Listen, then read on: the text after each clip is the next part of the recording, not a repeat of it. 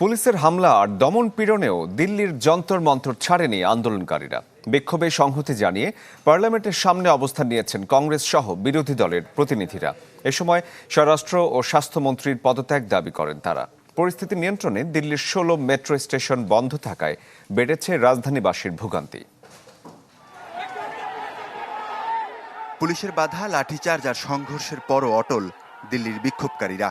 এমন দমন পীড়নেও রাজপথ ছাড়েননি ছাত্র জনতা। প্রতিবাদ বিক্ষোভে বাড়ছে জনগণের সংহতি। পুলিশের চোখরাঙানি ডিঙিয়ে দিল্লির যন্তর মন্তরে বিক্ষোভ চালিয়ে যাচ্ছে আপামর জনতা। সংহতি জানিয়ে সামিল হয়েছে বিরোধী দল কংগ্রেস। এতে পরিস্থিতি আরও জটিল হয়ে উঠেছে।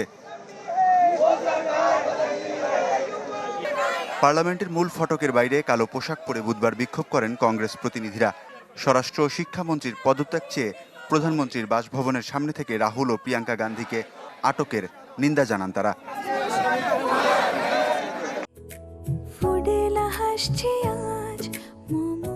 ফুডেলা একটি নাবিল পণ্য।